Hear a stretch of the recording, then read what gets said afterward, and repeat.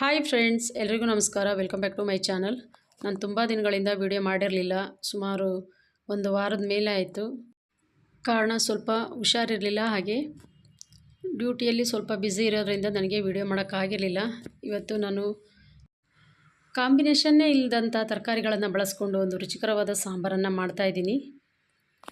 ಹಾಗೆ ಯಾರೆಲ್ಲ ನನ್ನ ಚಾನಲ್ ಸಬ್ಸ್ಕ್ರೈಬ್ ಮಾಡ್ದಲೇ ನೋಡ್ತಿದ್ದೀರಾ, ಪ್ಲೀಸ್ ಫ್ರೆಂಡ್ಸ್ ಸಬ್ಸ್ಕ್ರೈಬ್ ಮಾಡ್ಕೊಳ್ಳಿ. ಹಾಗೆ ಇಷ್ಟ ಆದರೆ ಒಂದು ಲೈಕ್ ಕೊಡಿ, ಫ್ರೆಂಡ್ಸ್ ಆ್ಯಂಡ್ ಫ್ಯಾಮಿಲಿಗೂ ಶೇರ್ ಮಾಡಿ, ಮತ್ತು ನನ್ನ ವಿಡಿಯೋನ ಕೊನೆವರೆಗೂ ಸ್ಕಿಪ್ ಮಾಡದೆ ನೋಡಿ.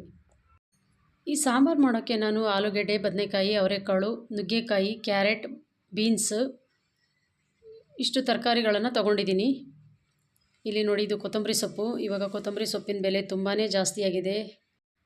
ಇದೇನು ನಾಟಿ ಕೊತ್ತಂಬರಿ ಸೊಪ್ಪಲ್ಲ, ಆದ್ರೂ ಇದಕ್ಕೆ 16 ರೂಪಾಯಿ ಹೇಳ್ತಾರೆ. ನಾನು ಇಲ್ಲಿ 2-3 ಅಂಗಡಿ ನೋಡಿದ್ರೂ ಸಿಗಲಿಲ್ಲ. ಆವಾಗ ನಮ್ಮ ಪಕ್ಕದ ಮನೆಯಲ್ಲಿ ನಾನು ಈ ಕೊತ್ತಂಬರಿ ಸೊಪ್ಪನ್ನು ಇವತ್ತು ಇಸ್ಕೊಂಡಿದ್ದೀನಿ. ಅಷ್ಟು ಇವತ್ತು ಬೇಡಿಕೆ ಇದೆ ಕೊತ್ತಂಬರಿ ಸೊಪ್ಪಿಗೆ. ನೋಡಿ, ಈಗ ನಾನು ಒಲೆ ಮೇಲೆ ಒಂದು ಪಾತ್ರೆ ಇಟ್ಕೊಂಡು ಅದಕ್ಕೆ ತರಕಾರಿ ಬೇಯಲಿಕ್ಕೆ ಎಷ್ಟು ನೀರು ಬೇಕೋ ಅಷ್ಟು ನೀರನ್ನ ಹಾಕ್ಕೊಂಡು, ಮೊದಲಿಗೆ ಆಲೂಗೆಡ್ಡೆ, ನಂತರ ಕ್ಯಾರೆಟು, ಹಾಗೆ ನುಗ್ಗೆಕಾಯಿ, ಬೀನ್ಸು ಮತ್ತು ಬದನೆಕಾಯಿಯನ್ನು ನಾನು ಕೊನೆಯಲ್ಲಿ ಹಾಕ್ಕೊಳ್ತೀನಿ. ಏಕೆಂತಂದರೆ ಬದನೆಕಾಯಿ ಬೇಗ ಬೆಂದುಬಿಡ್ತವೆ. ಈ ತರಕಾರಿಗಳು ಬೇಯೋದು ಸ್ವಲ್ಪ ನಿಧಾನ, ಅದಕ್ಕೋಸ್ಕರ ನಾನು ಬದನೆಕಾಯಿನ ಹಾಗೆ ಎತ್ತಿಟ್ಕೊಳ್ತೀನಿ.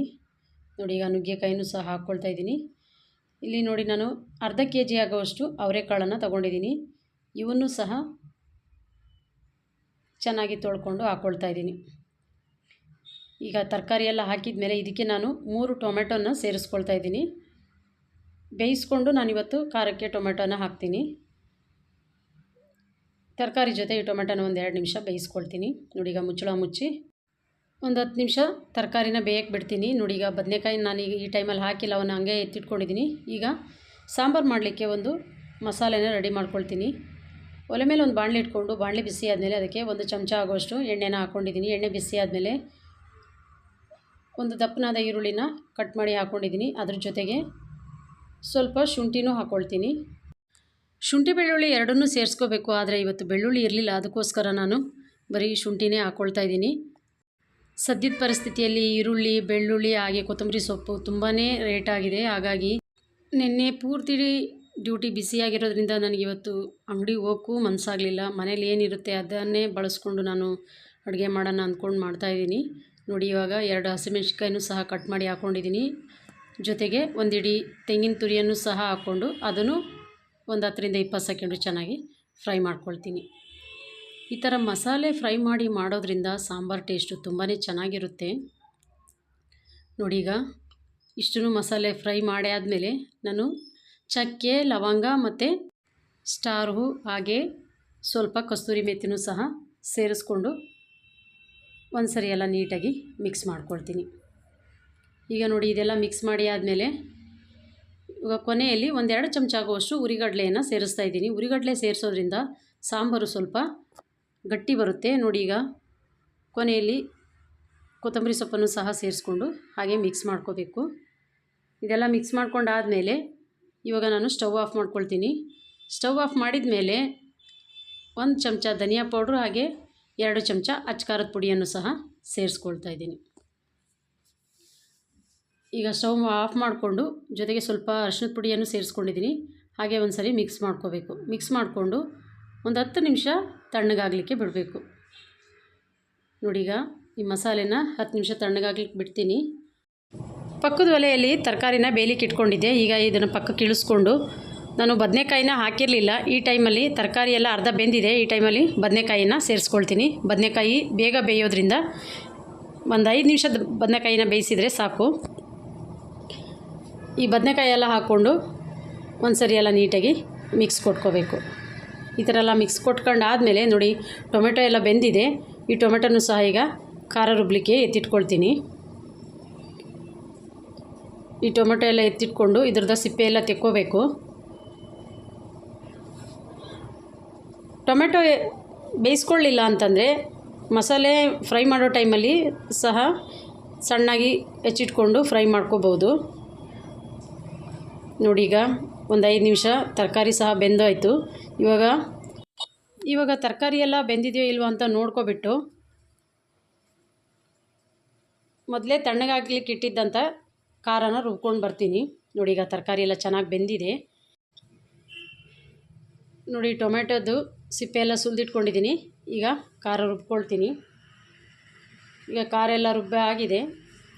ಈಗ ರುಬ್ಬಿದಂಥ ಖಾರನ ಈ ತರಕಾರಿಗೆ ಸೇರಿಸ್ಕೊಳ್ತೀನಿ. ನಾನು ತರಕಾರಿ ಬೇಯಿಸೋ ಟೈಮಲ್ಲೇ ಜಾಸ್ತಿ ನೀರು ಹಾಕಿದ್ರಿಂದ ಇವಾಗೇನು ಜಾಸ್ತಿ ನೀರು ಹಾಕಲ್ಲ. ಈಗ ಮಿಕ್ಸಿ ಜಾರ್ ತೊಳೆದ ನೀರನ್ನು ಮಾತ್ರ ಹಾಕ್ಕೊಳ್ತೀನಿ. ಇಲ್ಲಿ ನಾವು ಈ ತರಕಾರಿ ಸಾಂಬಾರನ್ನು ಮುದ್ದೆಗೆ ಬಳಸೋದ್ರಿಂದ ಸಾಂಬಾರನ್ನು ಸ್ವಲ್ಪ ತೆಳುವಾಗೇ ಮಾಡ್ತೀನಿ. ಹುರಿಗಡಲೆ ಹಾಕಿರೋದ್ರಿಂದ ಸಾಂಬಾರು ಮೊದಲು ಇಷ್ಟು ತೆಳು ಬಂದ್ರೂ ಕುದೀತಾ ಕುದೀತಾ ಇನ್ನೂ ಸ್ವಲ್ಪ ಗಟ್ಟಿಯಾಗುತ್ತೆ. ಅದಕ್ಕೋಸ್ಕರ ಮೊದಲಿಗೆ ಸ್ವಲ್ಪ ನೀರನ್ನು ಜಾಸ್ತಿ ಹಾಕ್ಕೊಳ್ತಾ ಇದ್ದೀನಿ. ನೋಡಿ ಮತ್ತೊಂದು ಸರಿ ಮಿಕ್ಸಿ ಜಾರನ್ನ ತೊಳ್ಕೊಂಡು ನೀರನ್ನು ಹಾಕ್ಕೊಳ್ತಾ ಇದ್ದೀನಿ. ಹಾಕ್ಕೊಂಡು ಒಂದು ಸರಿ ಎಲ್ಲ ನೀಟಾಗಿ ಮಿಕ್ಸ್ ಕೊಟ್ಕೋಬೇಕು. ಈ ಖಾರ ಎಲ್ಲ ತರಕಾರಿ ಜೊತೆ ಚೆನ್ನಾಗಿ ಬೆರಿಬೇಕು. ಅಲ್ಲಿವರೆಗೂ ನೀಟಾಗಿ ಮಿಕ್ಸ್ ಕೊಟ್ಕೊಂಡು ಕೊನೆಯಲ್ಲಿ ನಾನು ಇದಕ್ಕೆ ಉಪ್ಪನ್ನು ಸೇರಿಸ್ಕೊಂಡಿಲ್ಲ. ಇವಾಗ ನಾನು ಇದಕ್ಕೆ ರುಚಿ ತಕ್ಕಷ್ಟು ಉಪ್ಪನ್ನು ಸಹ ಸೇರಿಸ್ಕೊಳ್ತೀನಿ. ಈಗ ನೋಡಿ ಈ ಥರ ಉಪ್ಪನ್ನು ಸೇರಿಸ್ಕೊಂಡು ಮತ್ತೊಂದು ಸರಿ ಈ ಉಪ್ಪೆಲ್ಲ ತರಕಾರಿ ಜೊತೆ ಚೆನ್ನಾಗಿ ಬೆರಿಬೇಕು. ಹಂಗೊಂದು ಸರಿ ನೀಟಾಗಿ ಮಿಕ್ಸ್ ಕೊಟ್ಕೋಬೇಕು. ನೋಡಿ ಈ ಥರ ಎಲ್ಲ ಮಿಕ್ಸ್ ಕೊಟ್ಕೊಂಡಾದಮೇಲೆ ಮುಚ್ಚಳ ಮುಚ್ಚಿ ಒಂದು 5 ನಿಮಿಷ ಸಣ್ಣ ಉರಿಯಲ್ಲೇ ಸಾಂಬಾರನ್ನು ಕುದಿಸ್ಕೋಬೇಕು. ನೋಡಿ ಈಗ ಮುಚ್ಚಳ ಮುಚ್ಚಿ ಇಟ್ಟಿದ್ದೀನಿ. ಈಗ ನೋಡಿ ಸಾಂಬಾರು ಕುದೀತಾ ಇದೆ. ಈಗ ಇನ್ನೊಂದು ಸರಿ ಮಿಕ್ಸ್ ಮಾಡಿಕೊಂಡು ಈ ಟೈಮಲ್ಲಿ ಹುಳಿ ಉಪ್ಪು ಖಾರ ಎಲ್ಲನೂ ನೋಡ್ಕೋಬೋದು. ಕಡಿಮೆ ಆಗಿದ್ದರೆ ಉಪ್ಪು ಹುಳಿ ಮತ್ತು ಖಾರನ ಸೇರಿಸ್ಕೋಬೋದು.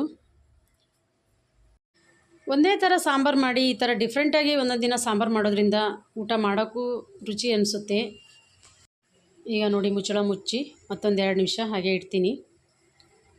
ಈಗ ಕೊನೆಯಲ್ಲಿ ನಾನು ಒಗ್ಗರಣೆನ ಪಕ್ಕದ ಸ್ಟವಲ್ಲಿ ಮಾಡ್ಕೊಂಡಿದ್ದೆ. ಈಗ ಒಗ್ಗರಣೆನ ಇದಕ್ಕೆ ಸೇರಿಸ್ಕೊಳ್ತಾ ಇದ್ದೀನಿ. ಮಾಮೂಲಿ ಒಗ್ಗರಣೆಗೆ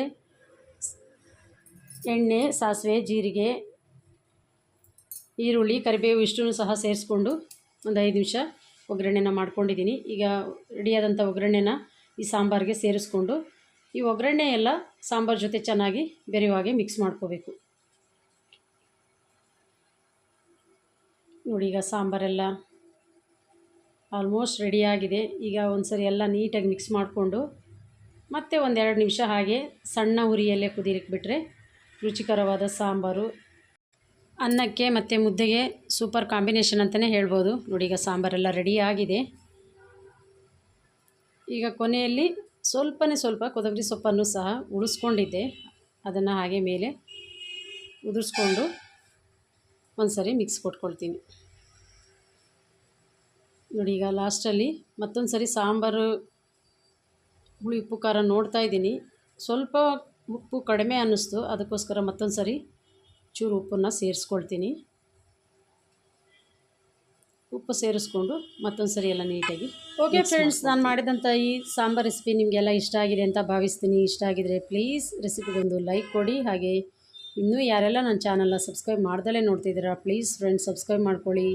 ಫ್ರೆಂಡ್ಸ್ ಆ್ಯಂಡ್ ಫ್ಯಾಮಿಲಿಗೂ ಶೇರ್ ಮಾಡಿ, ಲೈಕ್ ಮಾಡಿ, ಕಮೆಂಟ್ ಮಾಡಿ. ಇನ್ನಷ್ಟು ಈಸಿ ರೆಸಿಪಿಗಾಗಿ ನನ್ನ ಪೂರ್ವಿಕಾ ವ್ಲಾಗ್ಸ್ ಇನ್ ಕನ್ನಡ ಎಂಬ ಯೂಟ್ಯೂಬ್ ಚಾನಲ್ನ ಸಬ್ಸ್ಕ್ರೈಬ್ ಮಾಡಿಕೊಂಡು ಪಕ್ಕದಲ್ಲಿರೋ ಬೆಲ್ ಬಟನ್ನ ಕ್ಲಿಕ್ ಮಾಡಿದ್ರೆ ನಾನು ಹಾಕೋ ಪ್ರತಿಯೊಂದು ವಿಡಿಯೋಗಳ ನೋಟಿಫಿಕೇಷನ್ ಸಹ ಬರುತ್ತೆ. ವಿಡಿಯೋ ನೋಡಿದ ಎಲ್ಲರಿಗೂ ಮತ್ತೊಮ್ಮೆ ನನ್ನ ಧನ್ಯವಾದಗಳು.